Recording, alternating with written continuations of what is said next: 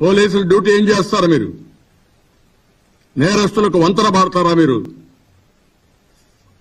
నేరస్తులకు వంతన body నేరాలు ఘోరాలు చేస్తారు ఈ రాష్ట్రాన్ని.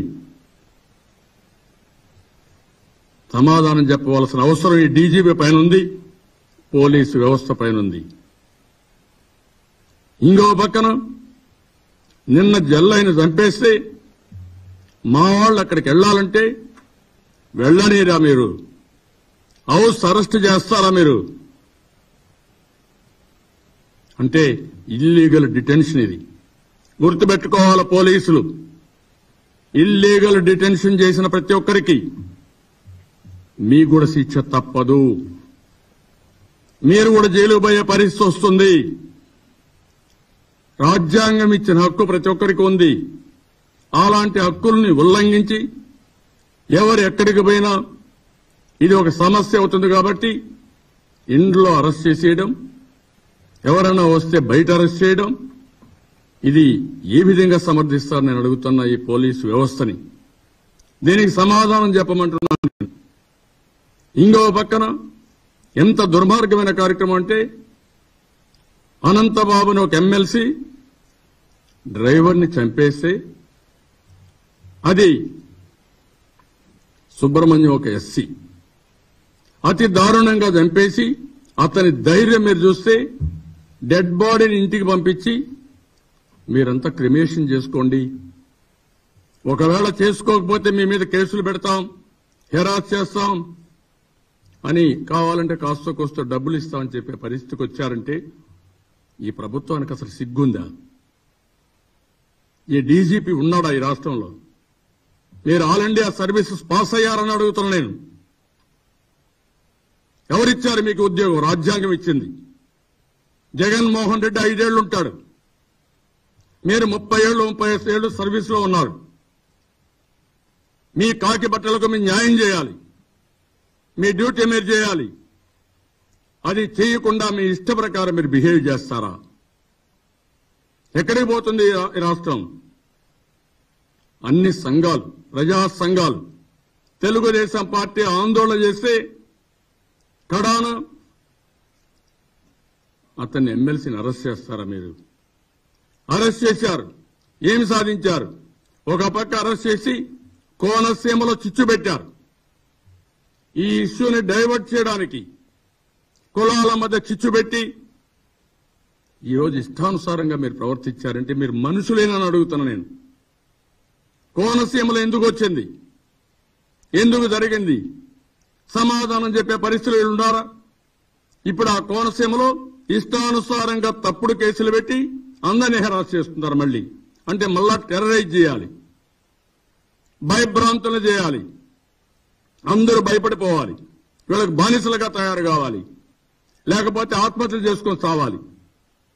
ఏంటండి ఈ రాష్ట్రంలో? మీరు లా అండ్ ఆర్డర్ మెయింటైన్ చేయడానికి ఉన్నారు. ఆ విషయం మీరు గుర్తుపెట్టుకోవాల్సిన అవసరం ఉంది. ఈరోజు పోలీసు వ్యవస్థ ఒకసారి గుర్తుపెట్టుకోవాలి మీరు. వివేకానంద రెడ్డి మర్డర్ కేసు మనం ఒక్కసారి అందరం ఆలోచించాల్సిన అవసరం ఉంది. రాష్ట్రంలో ఉండే ప్రతి ఒక్కరు కూడా ఆలోచించుకోవాలి. ఏం జరిగింది? గొడ్డలి పోటుతో చంపేసి గుండెపోటుగా చిత్రీకరించి ఆ నేరం తెలుగుదేశం పార్టీ పైన ఆనాటి ముఖ్యమంత్రిని నాపైన వేసేసి మీరు తప్పించుకోవాలని ప్రయత్నం చేశారు, సానుభూతి పొందాలని ప్రయత్నం చేశారు. అది వాస్తవం బయట వచ్చిన తర్వాత ముందు గుండెపోటు చెప్పారు, పట్టుకున్న తర్వాత నా పైన పెట్టారు. ఆ తర్వాత ఆయన కూతురే కోర్టుకు పోయి సిబిఐ ఎంక్వైరీ చేయించారు. అవన్నీ అందరికీ తెలుసు. ఏం జరిగిందండి ఈరోజు? 3 చనిపోయారు. ఎక్కడ చనిపోయాడు? ఎందుకు చనిపోయాడు? శ్రీనివాసులు రెడ్డి. ఎందుకు చనిపోయాడు? గంగిరెడ్డి, డాక్టర్ గంగిరెడ్డి మీ మామ. ఎందుకు చనిపోయాడు? నిన్న ఒక అతను గంగాధర్ రెడ్డి. వీళ్ళందరూ ఆ కేసుకు సంబంధం ఉంది. శ్రీనివాసులు రెడ్డి నిందితులు ఒకరని చెప్పారు. గంగిరెడ్డి డాక్టర్ ఆయన డిస్పెన్సరీ నుంచి వచ్చి డెడ్ బాడీకి కుట్లేపిచ్చారు. ఇది వాస్తవం కాదని నేను అడుగుతున్నా. సమాధానం చెప్పే ధైర్యం మీకుందని అడుగుతున్నా. అక్కడి నుంచి గంగాధర్ రెడ్డికి 10 కోట్ల రూపాయలు ఆఫర్ చేసిన మాట వాస్తవమా కాదా? You answer this. 10 కోట్ల రూపాయలు ఆఫర్ చేశారని సిబిఐకి చెప్తే అక్కడి నుంచి భయపెట్టి భయభ్రాంతులను చేసి అతను అక్కడి నుంచి పారిపోయి ఇంట్లో వాళ్ళ ఒత్తిడి తట్టుకోలేకుండా వేరే ప్రాంతానికి పోయి మళ్ళా సిబిఐ నన్ను బెదిరిస్తున్నారని వాళ్ళపైన కేసు పెట్టించారు. సిబిఐ పైన కేసు పెట్టించి ఇప్పుడు శవమై తేలాడు. ముగ్గురయ్యారు. ఎవరైతే అక్కడ డ్రైవర్ గఫూర్ ఉన్నాడో అతను దస్తగిరి. ఆ దస్తగిరి చాలా స్పష్టంగా చెప్పాడు. అతను కన్ఫెస్ చేశాడు, నేను కూడా నేరంలో ఉన్నానని చెప్పి అప్రూవర్గా మారాడు. అలాంటి అప్రూవర్గా మారిన వ్యక్తిని చంపేస్తామని బెదిరిస్తా ఉంటే పోలీస్ కంప్లైంట్ చేసే పరిస్థితికి వచ్చాడు. Can you answer this? ఒక సిబిఐ దగ్గర ఈ దేశంలో ఒక ప్రీమియర్ ఇన్వెస్టిగేషన్ ఏజెన్సీ, అలాంటి ఇన్వెస్టిగేషన్ ఏజెన్సీకి భయపడకుండా వాళ్ళ దగ్గర అప్రూవర్గా మారిన వ్యక్తిని చంపేస్తామని బెదిరిస్తే ఆయన పోయి పోలీస్ కంప్లైంట్ ఇచ్చే పరిస్థితికి వచ్చారంటే ఎక్కడికి తీసుకుపోతున్నారు ఈ రాష్ట్రాన్ని అడుగుతున్నా నేను. ఎవరికి సంబంధం ఇది? ఇంకో పక్కన నిన్న సిబిఐ డ్రైవర్ అతనికి ఫోన్ చేసి బెదిరిస్తారు, బాంబులేస్తామని బెదిరిస్తారు. సిబిఐ కడప నుంచి వెళ్లిపోకపోతే బాంబులేస్తామని బెదిరిస్తారు. అంటే అదే మాదిరిగా సిబిఐలో డిప్యూటీ డైరెక్టర్ ఉంటే, ఇన్వెస్టిగేషన్ ఆఫీసర్ ఉంటే అతన్ని కేసు పెట్టి కడాన ఆయన్ని కూడా అరెస్ట్ చేస్తారనే భయంతో హైకోర్టుకు వచ్చి స్టే తీసుకునే పరిస్థితికి వచ్చింది. నేను అడుగుతున్న ఈ దేశం అంతా ఆలోచించాల్సిన అవసరం ఉంది. రాష్ట్ర ప్రజానీకం ఆలోచించాల్సిన అవసరం ఉంది. వీళ్ళకు ఒక ధీమా వచ్చింది, కరుడు గట్టిన నేరస్తులు వీళ్ళు. ఇంతమంది కూడా ఇలాంటి నేరాలు చేశారు. ఇదే పరిటాల రవీంద్ర మర్డర్ కేసు. అతి దారుణంగా పార్టీ ఆఫీసులో మీటింగ్ జరిగే సమయంలో చంపేశారు. పెద్ద ఆందోళన చేశాం. సిబిఐ ఎంక్వైరీ చేశారు. సిబిఐ ఎంక్వైరీ చేస్తే ఎంక్వైరీలో జరుగుతా ఉంటే మొత్తం సాక్షులందరూ చంపేశారు. ఎవరిని మిగిలబెట్టలేదు. అందరినీ చంపేసి కడాన కేసును నీరుగార్చారు. నేను అడుగుతున్నా ఇప్పుడు సిబిఐకి ఇది ఒక సవాల్ కాదా అని అడుగుతున్నా. సిబిఐ ఆత్మవిమర్శ చేసుకోవాలి. మీ విశ్వసనీయతకే ఇది ఒక పెను సవాల్. ఒక నేరస్తుడు అధికారానికి వస్తే, ఒక నేరస్తుడు ముఖ్యమంత్రి అయితే, ఆ నేరస్తుడు ఎన్ని నేరాలు జరిగినా, ఎన్ని నేరాలు చేసినా సిబిఐ పట్టించుకోలేరా? ఇదే రేపు కూడా అందరికీ వర్తించేస్తారా మీరు?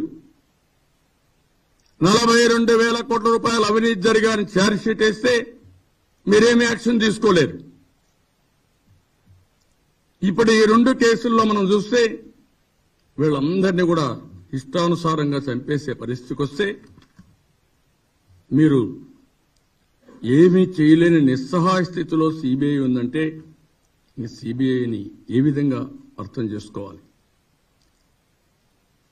మీకు సమర్థత లేకపోతే ఈ దేశాన్ని ఎవరు కాపాడతారు? నేరస్తుల రాజకీయ ముసుగులో, నేరస్తుల అధికార ముసుగులో హత్యలు చేసి రాష్ట్రాన్ని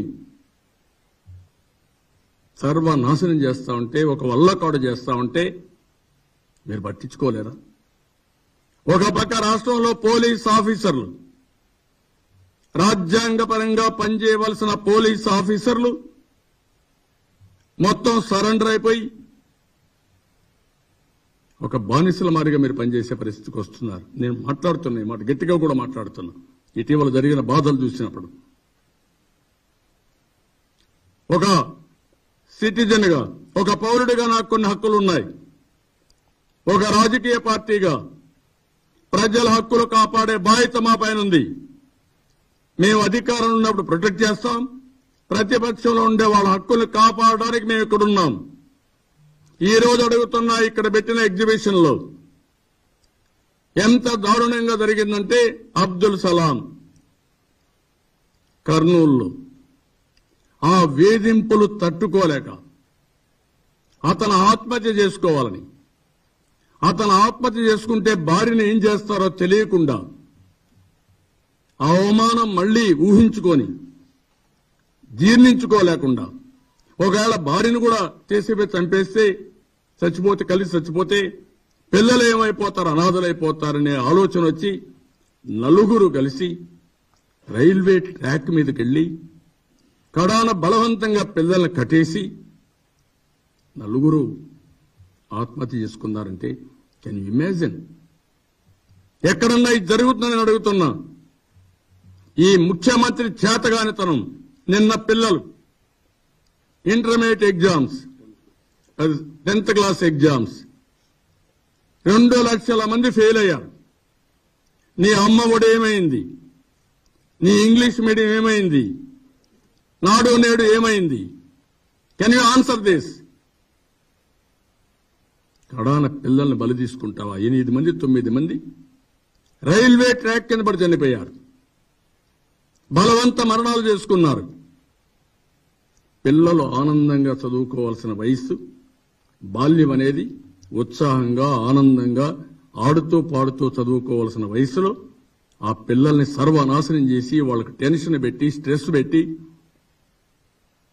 వాళ్ళను కూడా చంపేసే పరిస్థితికి వచ్చావు. మామూలుగా చదువుకుంటే వాళ్ళకి చదువు బాగా వచ్చేది. కడాన నువ్వు చేసిన దౌర్భాగ్యంతో వాళ్ళు చనిపోయే పరిస్థితికి వచ్చారు. వ్యవసాయం సర్వనాశనమై రైతులు చనిపోయే పరిస్థితికి వచ్చారు. నేను అందుకే ఎన్నోసార్లు చెప్పాను, ఈ ముఖ్యమంత్రిది ఒక ఐరన్ లెగ్. ఎక్కడ అడుగు పెడితే అక్కడ మటాష్ అయిపోయే పరిస్థితికి వస్తున్నారు. ఏంటి అరాచకాలు? దీనికి పోలీసులు వంతన పాడుతున్నారు. అందుకే ఈ రోజు చెప్తున్నాను, ఈ రోజు జరిగిన సంఘటనలన్నీ కూడా ఒక బుక్ వేశాం. ప్రతి ఒక్క ఇంటికి తీసుకెళ్తాం. మీరు చేసేది సామాజిక న్యాయం కాదు, సామాజిక హత్యలు. మొత్తం మీరు చేయవలసిన పని మీరు చేయడం లేదు. ఈ రాష్ట్రాన్ని ఒక రావణ కాష్టంగా మార్చారు, వల్ల కాడుగా మార్చారు. ఆ విషయం మీరు గుర్తుపెట్టుకోండి. రాష్ట్రంలో ఉండే ఏ ఒక్క వ్యక్తి కూడా ఆనందంగా రాత్రులు నిద్రపోయే పరిస్థితులు లేడు. ఏ రౌడీ వస్తాడో, మా ఆడబిడ్డల్ని ఏం చేస్తాడో, ఏ దుర్మార్గుడు వస్తాడో, మా మీద దాడి చేస్తాడేమో అని ఆలోచించుకుంటూ బతికే పరిస్థితి వచ్చిందంటే ఎంత దుర్మార్గం అని అడుగుతున్నా. ఇక్కడ కొన్ని సంఘటనలు నేను చెప్తున్నాను పోలీసులకి. ఇంతవరకు భరించాం, ప్రజలు కూడా భరించారు. ఇప్పుడు భరోసా ఇవ్వడానికి సిద్ధంగా ఉన్నాం. ప్రజల తరపున పోరాడతాం. తెలుగుదేశం పార్టీ కార్యకర్తలు కాపాడుకుంటాం. ఒక సైనికులుగా తయారు చేస్తాం. మీరు న్యాయం చేస్తే మీకు సపోర్ట్ చేస్తాం, సహకరిస్తాం. అన్యాయం చేస్తే సహాయ నిరాకరణ కూడా చేస్తాం. మీ మీద కూడా పోరాడతాం. ఆ విషయం మీరు పోలీసులు గుర్తుపెట్టుకోండి. బ్రిటిష్ సైన్యం పైన కూడా పోరాడారు. ఆ రోజు పోరాడింది స్వాతంత్ర్యం కోసం పోరాడారు. ఇప్పుడు రాజ్యాంగం మాకు ఇచ్చిన హక్కుల కోసం అంబేద్కర్ ఏ రాజ్యాంగం అయితే రాశాడో, అంబేద్కర్ ఏ హక్కులైతే ప్రజలకు గాని ప్రజాస్వామ్యాలు ఇచ్చారో దానికోసం పోరాడతాం. ఎవరైనా పోలీసులు కావాలని ఇప్పుడు కొత్త పోరాడు చూస్తున్నాం. సిబిసిఐడి నాకు అర్థం కాల. ఈ సిబిసిఐడి ఏంటో కొత్తగా వచ్చింది. సిబిసిఐడి వ్యవస్థ ఉంది. దేనికున్నారు మీరు? 41A నోటీస్ ఇవ్వడానికి కాదు మీరు ఉండేది. 41A నోటీస్ కింద అరెస్ట్ చేయడానికి కాదు నువ్వు ఉండేది. CBCID specialized force, investigating agency. ఎప్పుడైనా అతి కీలకమైన కేసులు వస్తే, 2 జిల్లాల మధ్య ఏదైనా సమస్యలు వస్తే, ఎక్కడన్నా నిందితులు వేరే వేరే నేరాలు చేస్తే అలాంటి సాక్ష్యాలు సేకరించి కేసు ఎస్టాబ్లిష్ చేయడానికి సిబిసిఐడి ఉంది. ఇప్పుడు సిబిసిఐడి తయారైంది హెరాస్మెంట్ డిపార్ట్మెంట్ గా. ప్రతి ఒక్క కేసు వాళ్ళకి ఇవ్వడం. ఎప్పుడు వస్తాడో తెలియదు, ఏ విధంగా వస్తాడో తెలియదు. మఫ్టీలో వస్తాడు. వాడు వైఎస్ఆర్ కాంగ్రెస్ పార్టీ రౌడీనా లేకపోతే పోలీస్ అధికారులు తెలియకుండా వచ్చి నీ ఇష్ట ప్రకారం కిడ్నాప్ చేస్తారా మీరు? మీకు టెర్రరిస్టులకు డిఫరెన్స్ ఏంటని అడుగుతున్నాను. మీరే కదా ఒక ఎంపీని రఘురామకృష్ణరాజుని తీసుకొచ్చి జ్యుడిషియల్ కస్టడీలో ఉంటే మీరు కొడతారా? మీరు చంపే ప్రయత్నం చేస్తారా? మీరు ఆ రోజు ప్రజా సంఘాలు, మీడియా కోర్టులు కాపాడాయని. అంటే ఎక్కడికి పోతున్నారు మీరు? ఏమనుకుంటున్నారు మీరు? అంటే మీరేం చేస్తే జరిగిపోతుందా? చంపండి, ఎంతమంది చెప్తారు, నేను చూస్తాను రేపటి నుంచి. అట్లాడుతున్నారు. నిన్న మొన్న జరిగిన సంఘటనలు చూస్తున్నా, అన్ని అనలైజ్ చేశాను. అనలైజ్ చేసిన తర్వాత చెప్తున్నా, ఒకప్పుడు నేను పోలీసులు ఎప్పుడు కూడా ప్రజలకు ఫ్రెండ్లీగా ఉండాలి, ప్రజలకు విరోధులుగా ఉండడం కాదు. ఆ విధంగా ఈ పోలీసు వ్యవస్థని ఎక్కడికక్కడ సమర్థవంతంగా పనిచేసే వ్యవస్థగా తీసుకొచ్చాం. నేరస్తుల పట్ల కఠినంగా వ్యవహరించాం. ప్రజల పట్ల స్నేహపూర్వమైన వాతావరణాన్ని ఏర్పాటు చేశాం. ఇదే పోలీసులు తీవ్రవాద సమస్య పైన పోరాడారు. ఇదే పోలీసులు ముఠా కక్షల్ని పూర్తిగా అణిచివేశారు. ఇదే పోలీసులు మత విద్వేషాలను పూర్తిగా అణిచివేసే పరిస్థితికి వచ్చారు. రౌడీలు లేకుండా చేశారు. ఇదే పోలీసులు ఈరోజు నేరస్తులతో కలిసి కొంతమంది మీ ఇష్ట ప్రకారం చేసి రాష్ట్రాన్ని సర్వనాశనం చేస్తారు. మీ పిల్లలు కూడా ఇక్కడే ఉంటారు. ఆ విషయం మీరు గుర్తుపెట్టుకోండి. అందరం ఇక్కడే ఉండాలి.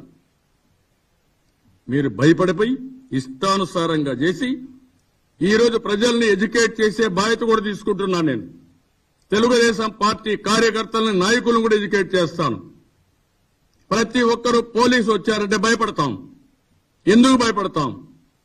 మనమందరం కూడా చట్టాన్ని గౌరవిస్తాం కాబట్టి, మనకు ఒక సమాజంలో గౌరవమైన స్థానం ఉంది కాబట్టి పోలీసులు చూస్తే ఆటోమేటిక్ గా అనవసరంగా ఒక స్టిగ్మా పడుతుంది మన మీద. మన బంధువులు ఏమనుకుంటారు, స్నేహితులు ఏమనుకుంటారు, మనం ఏ నేరం చేశామనుకుంటారని భయపడిపోతారు. దాన్ని ఆసరాగా తీసుకొని మీ ఇష్టానుసారంగా మీరు బిహేవ్ చేశారు. అందుకే ఈ రోజు నేను ఒక నిర్ణయం చేసింది, పోలీసుల ప్రవర్తన ఏంటి, పోలీసుల యొక్క డ్యూటీ ఏంటి, ఎక్కడ వీళ్ళు ఇష్ట ప్రకారం చేస్తున్నారు. ఈరోజు పోలీసు డీజీపీ పరిపాలించడం లేదు. తాడేపల్లిలో కూర్చున్నటువంటి సజ్జలో ఇంకొక గుమస్తా పనిచేసే పరిస్థితికి వచ్చారు. ఆ విషయం మీరు గుర్తుపెట్టుకోవాలి. అందుకే డీజీపీలు మారిన వ్యవస్థలో మార్పులు రాలేదు. ఆ విషయం మీరు గుర్తుపెట్టుకోండి. మీరు వాళ్ళ యొక్క డిక్టేషన్ ప్రకారం, మీ ఇష్ట ప్రకారం చేసినంత వరకు మిమ్మల్ని కూడా వదిలిపెట్టామని మరొకసారి చెప్తున్నా. తమాషా అనుకోవద్దండి. ఎన్ని రోజులైనా సరే మీ వేధింపులు భయపడిపోయి మానసికంగా కుంగిపోయి మేము రాజకీయాలు వదిలేస్తామనుకుంటున్నారు మీరు.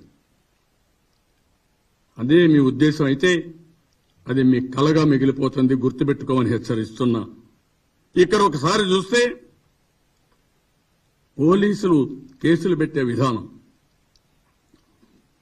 హత్యా ప్రయత్నం చేశారని కేసు పెట్టేస్తారు ఏమీ లేకపోయినా.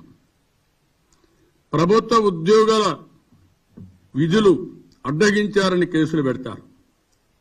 ఏమాత్రం సంబంధం లేకపోయినా ఎస్సీ ఎస్టీ అట్రాసిటీ యాక్ట్ పెడతారు. సోషల్ మీడియా కేసులు పెడతారు. కడాన ఎస్సీల పైన ఎస్సీ ఎస్టీ అట్రాసిటీ యాక్ట్ పెడతారు. శభాష్, పోలీసులు బ్రహ్మాండంగా పనిచేస్తున్నారు. మీకు అవార్డులు ఇవ్వాలి. You answer this. అంటే నువ్వు పోలీసులు కేసు పెడితే మనం భయపడిపోవాలి. మనం భయపడిపోయి ఇంట్లో నుంచి బయట రాకూడదు. అప్పుడు జగన్మోహన్ రెడ్డి లూటీ చేయాలి, రాష్ట్రంలో 170 సీట్లు గెలవాలి. ఏమనుకుంటున్నారు మీరు? అందుకని ఇలాంటి అక్రమ కేసుల పైన చట్టపరంగా చర్యలు తీసుకుంటాం. ప్రతి ఒక్క కేసును క్వశ్చన్ చేస్తాం. ప్రతి ఒక్క పౌరుడు క్వశ్చన్ చేస్తాడు. ప్రతి ఒక్క కార్యకర్త క్వశ్చన్ చేస్తాడు. యాక్ట్ ని ప్రతి ఒక్కరికి చదివినిపిస్తాం, 10 సార్లు చెప్తాం, 100 సార్లు చెప్తాం. ఆ తర్వాత లాయర్ని కన్సల్ట్ చేస్తాం. ఎక్కడికెక్కడ కోర్టుకు ఒక లాయర్ని పెట్టుకుంటాం. పెట్టుకొని ఎక్కడైతే వీళ్ళు తప్పు చేశారో ఆ తప్పుడు కేసుని పెట్టి అప్పటికి కూడా ఇష్టానుసారంగా చేస్తే ప్రైవేట్ కేసులేసి మిమ్మల్ని నేరస్తులుగా చట్టం ముందు నిలబెట్టే పరిస్థితి వస్తుంది. చేస్తాం, చేసి తీరుతాం. ఈ విషయం మీరు గుర్తుపెట్టుకోవాల్సిన అవసరం ఉంది.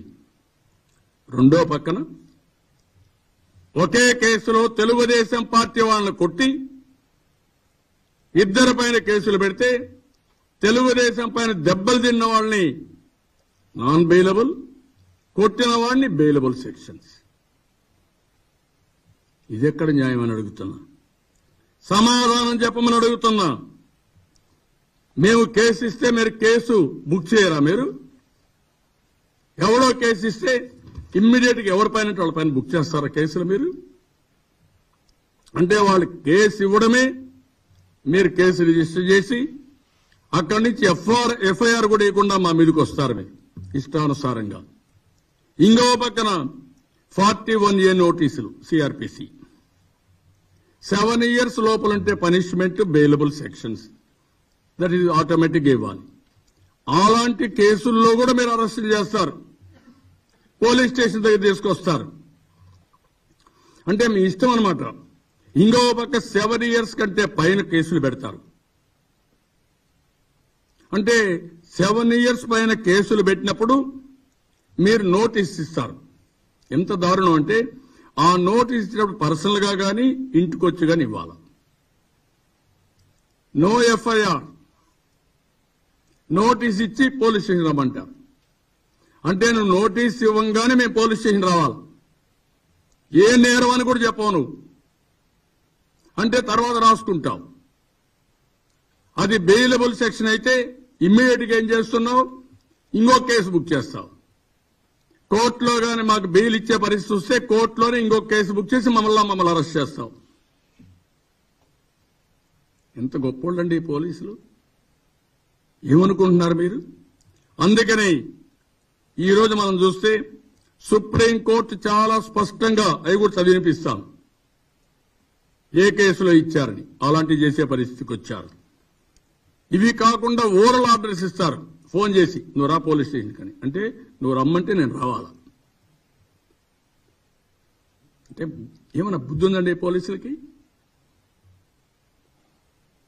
ఎవరిని రమ్మనాలి? నేరస్తుల పైన మీరు ఇది చేయాలి. రాజకీయ పార్టీ నాయకుల పైన కాదు, రాజకీయ పార్టీ కార్యకర్తల పైన కాదు. నేను ఒకటే చెప్తున్నా, రాజకీయ పార్టీలు రాజకీయాలు చేస్తాయి. పోలీసులు చట్టపరంగా పనిచేయండి. అప్పుడే మీరు లా అండ్ ఆర్డర్ కంట్రోల్ చేస్తారు. మీరు చట్టపరంగా పనిచేయకుండా మీరు రాజకీయం చేస్తే మీరు బలి పశువులు అయిపోతారు. ఆ విషయం నేను హెచ్చరిస్తున్నా. ఇది ఒక రాజకీయ పార్టీ. పోలీస్ ఆఫీసర్ ఉంటాడు, పోతాడు. రాజకీయ పార్టీ శాశ్వతంగా ఉంటాం. రాజకీయ కక్షల కోసం మమ్మల్ని గాని కావాలని వాళ్ళు చెప్పారు కాబట్టి కేసులు పెట్టి మీ ఇష్ట ప్రకారం చేస్తే మాత్రం వదిలిపెట్టే పరిస్థితి ఉండదు. ఆ చట్ట ప్రకారం మీరు పనిచేయాల్సిన అవసరం ఉంది. ఇంకొక పక్కన మీరు చూస్తే ఉమెన్ ని ఎవరినైనా అరెస్ట్ చేసినప్పుడు అనుమానితులుగా ముద్దాయిలుగా గాని వాళ్ళని అరెస్ట్ చేస్తే ఇంటి దగ్గరనే విచారించాలని చాలా స్పష్టమైన ఆదేశాలున్నాయి. ఆ ఆదేశాలని తుంగలో దొక్కారు. నేను అడుగుతున్నా, ఎవరైతే పలాస కాన్స్టిట్యున్సీ ఇన్ఛార్జిగా ఉన్నటువంటి శిరీష్ అని ఏ రూల్ కింద సిబిసిఐడి తీసుకొచ్చారు? ఇది సుప్రీంకోర్టు వైలేషన్ అవునా కాదా? You answer this.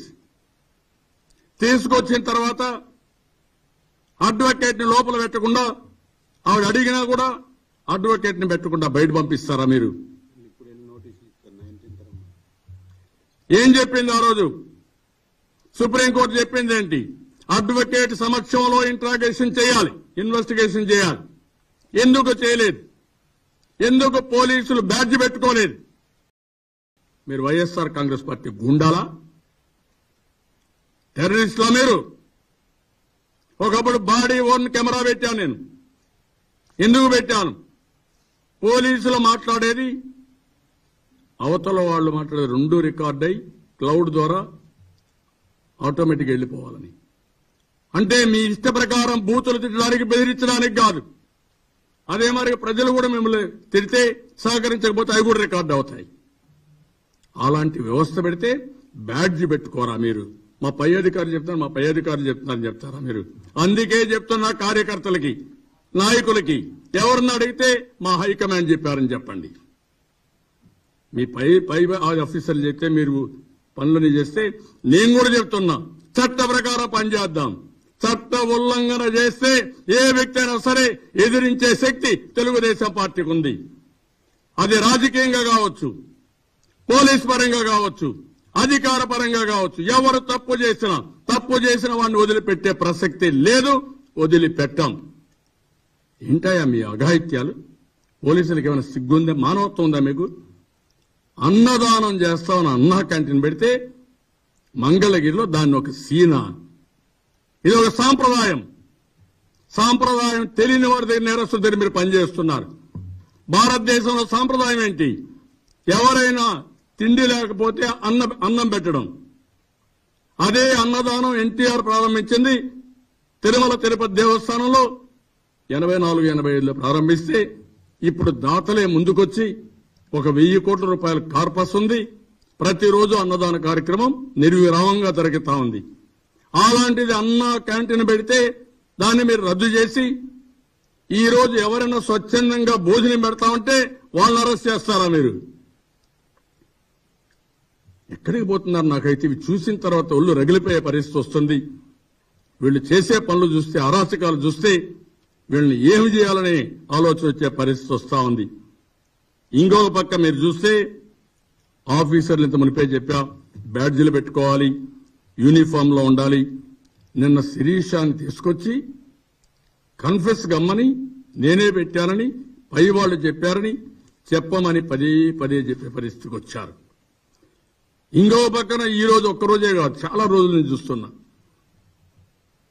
Fibre grid అని, లేకపోతే ఇంకో కేసులో స్కిల్ డెవలప్మెంట్ కార్పొరేషన్ అని, అమరావతిలో కేసులు పెట్టి ఔటర్ రింగ్ రోడ్ అని, ఇన్నర్ రింగ్ రోడ్ అని, ఇంకోటని కేసులన్నీ పెట్టి వచ్చిన తర్వాత ఎవరిని పట్టుకొచ్చినా వాళ్ళ పేర్లు చెప్పేయండి.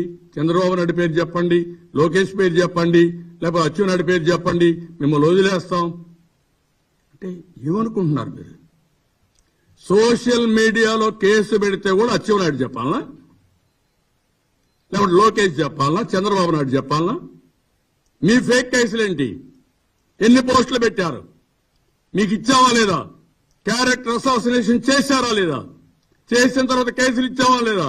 ఇస్తే ఎందుకు సిగ్గు లేకుండా ఆ కేసులు రిజిస్టర్ చేయలేదు? ఎందుకు యాక్షన్ తీసుకోలేదు? సమాధానం చెప్పని అడుగుతున్నా. అంటే మనం భయపడిపోతాం. వీళ్ళు అక్కడ అడగంగానే మనం భయపడిపోయి వీళ్ళకు ఊడిగం చేయాలి. ఏమనుకుంటున్నారు మీరు? ఇంకొక పక్క అజిటేషన్ చేసే రోజున అందరినీ అరెస్ట్ చేయడం. It is nothing but illegal detention. Illegal detention చేసిన ప్రతి ఒక్క స్టేషన్ ఆఫీసర్ని కోర్టుకు లాగుతాం, మిమ్మల్ని వదిలిపెట్టాం. డ్యూటీ చేయండి. డ్యూటీ చేయకుండా మీ ఇష్ట ప్రకారం చేస్తే మాత్రం ఎవరిని వదిలిపెట్టే పరిస్థితి లేదు. అదే మరి రౌడీ షీటర్లు, కొత్తగా రౌడీ షీటర్లు ఓపెన్ చేసేస్తున్నారు. ఎందుకు? రౌడీ షీటర్లు ఓపెన్ చేస్తే రిపీట్ ఇవ్వవచ్చు. అంటే మనం తప్పు చేయకపోయినా రౌడీ షీటర్ ఓపెన్ చేసి ప్రతిరోజు పోలీస్ స్టేషన్లో కూర్చోవాలి. ఇది ఎక్కడ న్యాయమని నేను అడుగుతున్నా. ఈ రోజు మనం ఒక్కసారి చూస్తే చాలా స్పష్టంగా ఆదేశాలు ఉన్నాయి. ఇది నో యువర్ రైట్స్. ప్రతి ఒక్కరికి know your rights. First media కూడా, మీరు కూడా భయపడిపోతున్నారు. అందరికీ ఇది గుర్తుపెట్టుకోవాలి. ఈ కేసు కూడా supreme court guidelines in DK Basu versus to state of West Bengal arrest and detention. ఇది చాలా స్పష్టంగా గైడ్ లైన్స్ ఇచ్చారు. ఈ గైడ్ లైన్స్ ప్రతి ఒక్కరికి సర్క్యులేట్ చేస్తాం, ప్రతి ఒక్క ఇంటికి పంపిస్తాం, ప్రతి ఒక్కరికి ఇస్తాం. ఏ పోలీస్ వచ్చినా దీన్ని వైలేట్ చేస్తే వాళ్ళు వదిలిపెట్టే పరిస్థితి లేదు. ఆ విషయం వాళ్ళు గుర్తుపెట్టుకోవాల్సిన అవసరం ఉంది. ఇందులో క్లియర్ గా Duties of police: making arrest and handling interrogation. All police personnel should wear name tags clearly indicating their name and designation. నేను ప్రతి ఒక్కరిని అరెస్ట్ చేసినప్పుడు అడుగుతున్నా, ఏమయ్యా పోలీసులు ట్యాగ్ పెట్టుకున్నారు, ఎవరైనా మహానుభావుడు నిన్ను అరెస్ట్ చేశాను అడుగుతున్నా. లేదు సార్ పెట్టుకోలేదు. నువ్వు అడగలేదు అంటున్నా, నాకు తెలియదు సార్. ఇది ఎక్కడ న్యాయం? మామూలుగా అరెస్ట్ చేసినప్పుడే కాదు, రోడ్డు మీదకి వస్తే బాడీ వర్న్ కెమెరా పెట్టా నేను అకౌంటబిలిటీకి. అలాంటిది మీ ఇష్ట ప్రకారం చేస్తారా? Police must enter the complete details of police officials conducting interrogation in a register. Interrogation చేసే ఆఫీసర్ కంపల్సరీగా రిజిస్టర్లో ఎంటర్ చేసిన తర్వాతనే చేయాలి. ఈయన వస్తాడు, రూమ్లోకి వస్తాడు, ఇష్ట ప్రకారం బెదిరిస్తాడు, మళ్ళా పోతాడు, మళ్ళా వస్తాడు, మా పై ఆఫీసర్ చెప్పాడని. మీ పై ఆఫీసర్కి ఉంటే ధైర్యం ఉంటే ఆయన వచ్చి ఇన్వెస్టిగేషన్ చేయొచ్చు కదా, ఇంట్రాగేషన్ చేయొచ్చు కదా. అంటే తాడేపల్లి నుంచి నీకు ఆర్డర్స్ వచ్చితే నువ్వు చేస్తానే ఉంటావు నీ ఉద్యోగం కోసం. నీ ఉద్యోగం కోసం నేను సఫర్ కావాలా, ప్రజల కోసం నిన్ను కూడా పని చేసే పరిస్థితి వస్తుంది. ఆ విషయం నువ్వు గుర్తుపెట్టుకో. Arrest memo. అరెస్ట్ మెమోలో మీరు చూస్తే the police officer making an arrest has to prepare an arrest memo that records details of the arrest. ఎక్కడ చేశారండి? ఇక్కడ కూడా ఉన్నారు కొంతమంది అరెస్ట్ చేసిన వాళ్ళు. మీరు అడిగారా? పట్టాభి కూడా అడగల, బోండా మన ఉమా కూడా అడగల, దేవినేని ఉమా కూడా అడగల. అంటే అరెస్ట్ చేస్తాను ఏం చేస్తున్నాం? మా రవి కూడా అడగల, కోన రవి బాగా టైగర్, ఆయన కూడా అడగల. అంటే మనం భయపడిపోతున్నాం. ఫస్ట్ ఆఫ్ ఆల్ పోలీస్ అనగానే మనకు కోల్డ్ ఫీట్. పోలీసులు అప్పర్ హ్యాండ్ సైకలాజికల్ గేమ్. వీళ్లు నేరస్తుల పట్ల వ్యవహరించవలసిన తీరు రాజకీయ నాయకుల పట్ల వ్యవహరించే పరిస్థితికి వచ్చారు. చాలా దుర్మార్గం ఇది. ఇంకో పక్క the arrest memo must contain the signature of at least one witness who can be a relative of the arrestee or a respectable person of the locality where the arrest is made. The time, date and police of the arrest. The arrested person should sign the arrest memo after it is properly prepared. ఎక్కడ చేశారండి?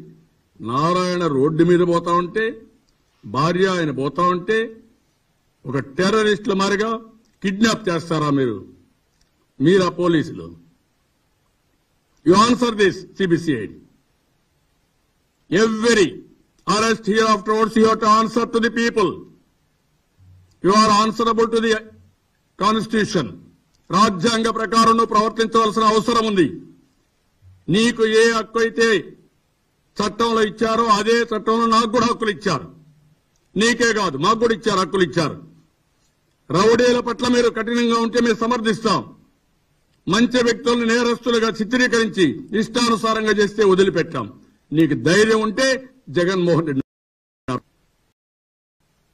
ఎవరైతే Gangadhar చంపేశారో,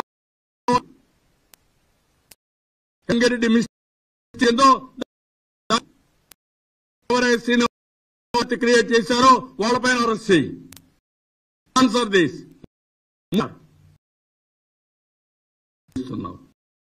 inspection memo. Arrest first requested arresting record minor or major injuries or our body in the inspection. అచ్చెన్నాయుడిని arrest చేశారు. Files operation చేసుకున్నాడు. 600 కిలోమీటర్లు తీసుకొచ్చారు. How can you do it? Are you human? మీకు బుద్ధి జ్ఞానం ఉందా? ఏమనుకుంటున్నారు మీరు? అలాంటప్పుడు నువ్వు అరెస్ట్ చేసినప్పుడు ఇవన్నీ చేయకుండా 600 కిలోమీటర్లు తీసుకొచ్చి బ్లీడింగ్ అయితే జైల్లో పెట్టారంటే మీరు ఎంత దుర్మార్గం అండి. ఇంకో పక్కన the memorandum should be signed by the arrested person and the arresting officer A copy of the memo must be given to the arrested person. ఇవ్వరు, ఎఫ్ఐఆర్ ఇవ్వరు. ఎందుకు? మనం కోర్టు పోతామని. అంటే ఎఫ్ఐఆర్ ఇవ్వరు, అరెస్ట్ మెమో ఇవ్వరు, ఇల్లీగల్ గా తీసుకొస్తారు, ఇష్టానుసారంగా చేసే పరిస్థితికి వచ్చారు. ఇంకో పక్క information about the arrested and detention, ఇది క్లియర్ గా టైం కూడా పెట్టారు. స్టాండర్డ్స్ అన్ని కూడా పెట్టి ఇంట్లో వాళ్ళకి ఇమ్మీడియట్ గా చెప్పాలి. If the relatives and friends in a different district or city, the concerned police station should be informed by telegram within 8 to 12 hours of the arrest and then convey the information to the relatives or friends. The information of the arrest should be sent through the district legal aid committee. Daily diary maintain cheyali, medical examination cheyali, right to a lawyer. The arrested person has the right to meet and consult a lawyer during his or her interrogation. The police cannot deny this. మా పాపం మా లక్ష్మణ పోతానే ఉంటాడు, ఈయన బయట పొమ్మంటారు. ఈయన మంచోడు మరి బయట వచ్చేస్తాడు. Why should you cooperate? I'm asking you, ఎందుకు మీరు కోఆపరేట్ చేయాలి? లాయర్ హక్కులకు మీరు తెలుసుకోవాలి, అదే మరి సిటిజన్ హక్కులు మనం తెలుసుకోవాలి. టుమారో నుంచి లేచరండి అక్కడి నుంచి, మా లాయర్ లేకపోతే నేను కూర్చోను, వెళ్తాను. ఏం చేస్తామండి? ఓవరాల్గా చెప్తే నేను రాను, నా FIR copy 41A arrest warranty, అప్పుడు నేను వస్తాను. అది అడిగే పరిస్థితి వస్తే తప్ప వీళ్ళు ఇష్ట ప్రకారం పరిస్థితి లేదు. అదే మరి ఎప్పటికప్పుడు మేజిస్ట్రేట్ కి ఇన్ఫార్మ్ చేయాలి, కంట్రోల్ రూమ్ లో కూడా ఇవన్నీ మెయింటైన్ చేయాలి. అందుకే ఈ రోజు నేను చెప్తున్న పోలీసు వ్యవస్థకు కూడా ఇప్పటికే కొన్ని కేసులు ప్రిపేర్ చేశాం. కొంతమంది ఇప్పటికే 41A కేసులో ఇల్లీగల్ గా అరెస్ట్ చేసిన వాళ్ళు జైలుకు పోయారు, మేజిస్ట్రేట్లు సస్పెండ్ అయ్యారు. అప్లికేషన్ మైండ్ సరిగా చేయకపోతే ఆ విషయం కూడా గుర్తుపెట్టుకోండి. చట్టపరంగా వీళ్ళు పనిచేసినప్పుడు మనకే బాధ లేదు. మేజిస్ట్రేట్ల పైన ఒత్తిడి తీసుకొచ్చో, బెదిరించో, లేకుంటే భయపెట్టి, లేకుంటే మనల్ని అరెస్ట్ చేసి హెరాస్ చేస్తే మాత్రం రాష్ట్రంలో ఈ కార్యక్రమానికి పెద్ద ఎత్తున తీసుకుంటాం. రేపు కూడా మేమంతా జిల్లాలకు పోయినప్పుడు లీగల్ టీంను కూడా రమ్మంటాం. మహానాడు సమయంలో అక్కడ డెస్క్ పెడతాం, ఈ కేసులన్నీ స్టడీ చేస్తాం. ప్రైవేట్ కేసులు ఏమేమి కావాలనో ప్రైవేట్ కేసులు వేస్తాం. ఇక్కడ ఆఫీసులో కూడా ఒక సెల్ ఒకటి పెట్టి దాన్ని కూడా ఏ విధంగా చేయాలో చేస్తాం. అల్టిమేట్ గా ఒకటే చెప్తున్నా, ఒక కమిషన్ వేస్తాం, ఒక ట్రిబ్యునల్ వేస్తాం. అధికారానికి వచ్చిన వెంటనే ఈ కేసులన్నీ కూడా స్టడీ చేసి మళ్ళా రికమెండేషన్లు కాదు, ఆ ట్రిబ్యునల్కి అధికారాలు ఇస్తాం. చట్టంలో ఉంది, అధికారంలో ఇచ్చి కేసులన్నీ స్టడీ చేసిన తర్వాత, ట్రయల్స్ చేసిన తర్వాత అవసరమైతే పనిష్మెంట్ కూడా ఇస్తాం. గుర్తుపెట్టుకోండి మీరు. దయచేసి ఒకటే పోలీస్ ఆఫీసర్లు కోరుతున్నా, గత year afterwards be careful. మేము కూడా భరించాం, నిద్రలో లేని రాత్రులు గడిపాం, ఫియర్ సైకోలో బతికాం. మా వాళ్ళ కాపాడుకోవడానికి నేను పడిన తాపత్రయం గాని, బాధ గాని, ఆవేదన గాని, ఒక సహచరుడు చేయని తప్పుకు జైల్లో పెడితే ఎంత బాధపడ్డానో అది మీరు గుర్తుపెట్టుకోవాలి. తప్పు చేస్తే నేను ఎప్పుడూ సహకరించను. తప్పు చేయని వాడిని జైల్లో పెట్టినప్పుడు మాత్రం చాలా బాధ, ఆవేదన అవుతుంది. అదే నేను బాధపడ్డాను. ఈరోజు రాష్ట్రం మొత్తం అదే జరిగింది. ప్రజలందరూ కూడా ఆలోచించాలి. I'm requesting everybody. ఈరోజు అనుకుంటున్నారు, ఓకే అచ్చెన్నాయుడు అరెస్ట్ చేశారు, ఇంకొకరి పైన కేసు పెట్టారు, నాకేమైందని. కాదు, రేపు నిన్ను అరెస్ట్ చేసినా, నిన్ను చంపినా మాట్లాడే వాయిసే ఉండదు. ఆ విషయం మీరు గుర్తుపెట్టుకోండి. ఈరోజు మీ పిల్లలు 2 లక్షల మంది పేలైతే కనీసం నోరు తెరవకపోతే ఒక భరోసా ఇద్దామని ఒక జూమ్ కాన్ఫరెన్స్ పెట్టి మీరు ధైర్యంగా ఉండండి, మేము అండగా ఉంటాం, మళ్ళా ప్రభుత్వం పైన ఒత్తిడి తీసుకొస్తాం, మీ భవిష్యత్తు కాపాడుతామని చెప్పడానికి పెడితే అందులో కూడా వీళ్ళు ఇల్లీగల్ ఫెలోస్, ఫేక్ ఫెలోస్ అందులో కూడా జాయిన్ అయిపోయారు.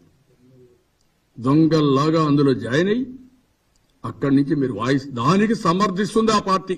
సిగ్గు కూడా లేదు, వీళ్ళంతా క్రిమినల్స్. ఏటూ దానికి సమర్థిస్తాడు. నాకైతే ఇది ఎట్లా, అరే పబ్లిక్ ఏమనుకుంటారు, పెట్టిన పర్పస్ ఏంటి, వీళ్ళు ఎంటర్ కావడం ఏంటి, వీళ్ళని ఖండించాలి అనే సిగ్గు జ్ఞానం కూడా లేకుండా దాన్ని కూడా మీరు సమర్థించే పరిస్థితికి వచ్చారంటే మీరు బరి తెగిచ్చారు, భయపెట్టాలనుకుంటున్నారు. కబద్దార్ గుర్తుపెట్టుకోండి, శ్రీలంకలో ఏం జరిగిందో అదే మీకు జరుగుతుంది. ఉంటే మాత్రం ప్రజలు తిరుగుబాటు చేసిన తర్వాత ప్రజలు గాని మిమ్మల్ని ఎక్కడికక్కడ కట్టడి చేసే పరిస్థితికి వస్తే మీరు పారిపోవడం ఖాయం. ఆ స్టేజ్ రాకుండా చూసుకోవాల్సిందిగా వైఎస్ఆర్ కాంగ్రెస్ పార్టీని హెచ్చరిస్తున్నా, బాధ్యతగా ప్రవర్తించాల్సిందిగా పోలీసు వ్యవస్థను కోరుతున్నా. థ్యాంక్ యూ అనండి.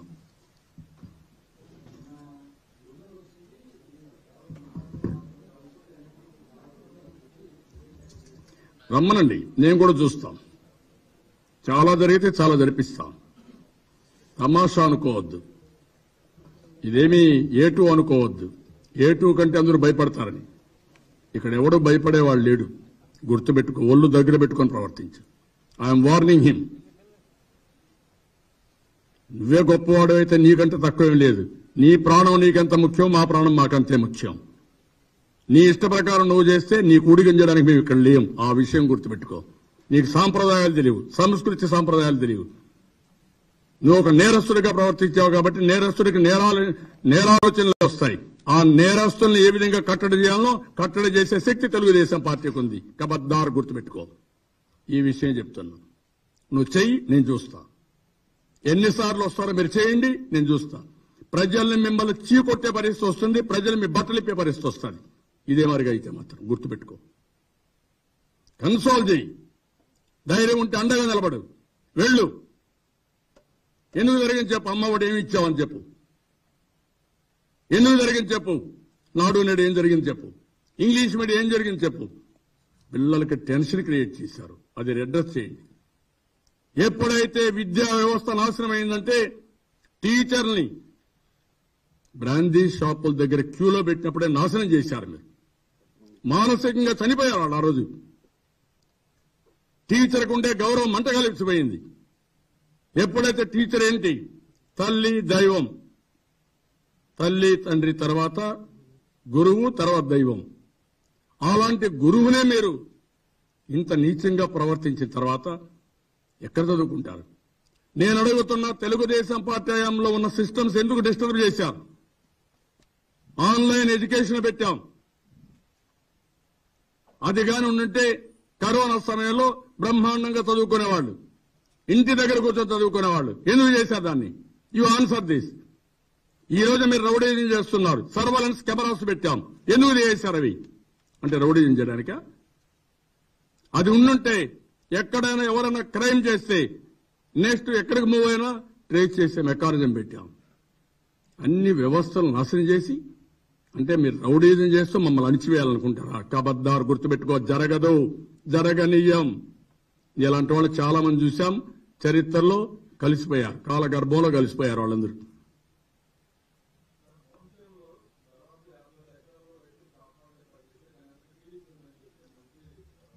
ఎన్నోసార్లు చెప్పాను కదా, ఆయన భార్య కాపురం చెప్పాను, మేమే ఉన్నాం. ఆ మాట ఎన్నోసార్లు చెప్పాను నేను. బుద్ధి ఉందా నీకు? ఎవడ పెట్టమన్నావు? నేను కాలువలు తీసావా నువ్వు? ఎంఎస్పీ ఇచ్చావా నువ్వు? వాళ్ళు ఇచ్చే దానానికి డబ్బులు ఇచ్చావా నువ్వు?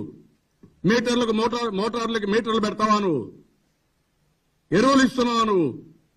గవర్నమెంట్ ఆఫ్ ఇండియా అష్యూర్ చేసిన ఎంఎస్పీ ఇచ్చావా నువ్వు?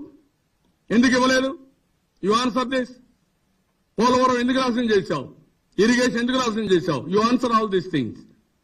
అవి చేయకుండా మౌలికమైన సమస్యల్ని, అక్వాకల్చర్ రైతులు కూడా ఇప్పుడు క్రాప్ హాలిడే ఇచ్చే పరిస్థితికి వచ్చారు. హార్టికల్చర్ రైతులు కూడా క్రాప్ హాలిడే ఇచ్చే పరిస్థితికి వచ్చారు. ఏమనాలి వెళ్ళి? కాబట్టి మేమేదో మెత్తగ్గా ఉన్నామో, నైస్ తీసుకుపోతున్నామని చెప్పి నిష్ట ప్రకారం మాట్లాడితే ప్రతి ఒక్క రోజు ఫేక్ న్యూస్ పెట్టి మా మీద బురదేస్తే ఆ బురద మీద తడువుకుంటూ తుడుచుకుంటా ఉంటాం.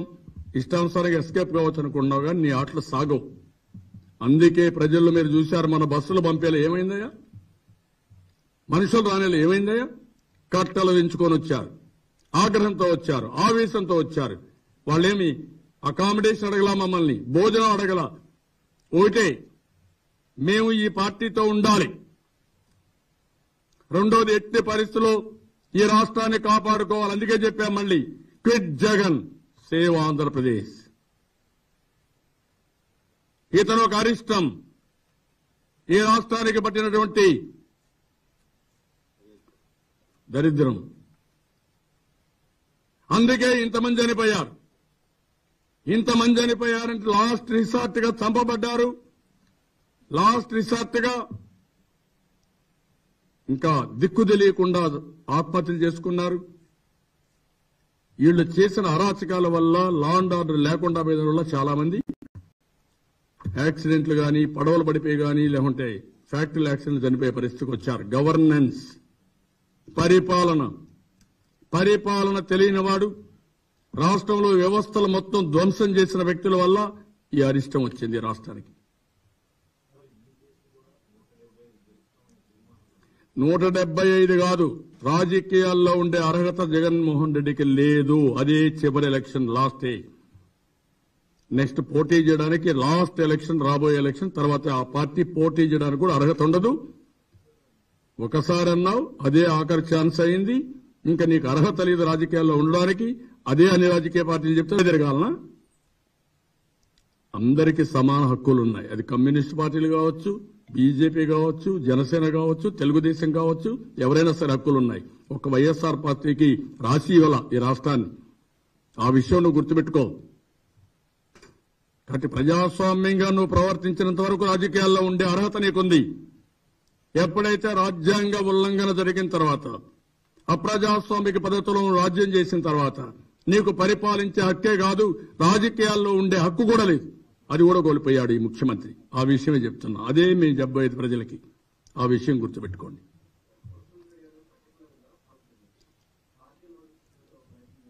పార్టీల మధ్య చిచ్చు పెట్టడం లేదు. వచ్చిందేనంటే వాళ్ళు ఏం చేశారు? ఐటీడీపీ వర్కర్ని అమ్మఒడి ఎక్కడుంది? అమ్మఒడి ఉందా? ఇచ్చావా జనవరిలో అమ్మఒడి? అదే చెప్పారు వాళ్ళు. అది కూడా చెప్పలేదు వాళ్ళు. ఎంతో మంది పెట్టుకున్నారు. అది తప్ప. ఓకే, ఇప్పుడు 300 యూనిట్ల నిబంధన ఎవడు పెట్టాడు? ఐఎంఆర్ఎస్కి అప్పుడు పెట్టాడు. చెప్పావు ఎలక్షన్లో? చెప్పుంటే తాట తీసేవాళ్ళు. అమరావతిని కంటిన్యూ చేయను 3 రాజధానులని చెప్పావా రోజు? పోలవరం డయాఫామ్ వాళ్ళు కొట్టుకుపేడి చేస్తా అని చెప్పావా నువ్వు? కాబట్టి ఇవన్నీ మనం గుర్తుపెట్టుకోవాల్సిన అవసరం ఉంది. అదే ఆడబిడ్డల పైన పోస్టులు పెట్టి క్యారెక్టర్ అసాసినేషన్ చేస్తే, కేసులు ఇస్తే మాట్లాడు. నా లెటర్ ప్యాడ్ పైన ఫోర్జరీ చేస్తే నువ్వు మాట్లాడవు. అంటే పోలీసు వ్యవస్థ ఇది. వాడికి వాళ్ళ ఆ పోలీసులు నేను భయపడాల. చట్టం ఎప్పుడు కూడా ఏకపక్షం కాదు. ఎక్కడ కూడా ప్రపంచంలో గుర్తుపెట్టుకోవాల్సింది, చట్టంగా పోలీసు వ్యవస్థ అమలు చేసినప్పుడు, అందరినీ సమానంగా చూసినప్పుడు లా అండ్ ఆర్డర్ మెయింటైన్ చేయగలుగుతారు. ఎప్పుడైతే ఏకపక్షంగా చేస్తారో కొన్ని రోజులు సఫరింగ్ తప్పదు. అదే జరిగింది రాష్ట్రంలో. ఇప్పుడు ఆ సఫరింగ్ ను కూడా తట్టుకొని ప్రజల ముందుకు వచ్చారు. తీవ్ర స్థాయిలో దీన్ని వ్యతిరేకించే పరిస్థితికి వచ్చారు. పోలీసులు కూడా సహాయ నిరాకరణ చేసే పరిస్థితికి వచ్చారు. ఆ విషయం పోలీసులు గుర్తుపెట్టుకోవాలి. ఓకే, థ్యాంక్ యూ అనండి.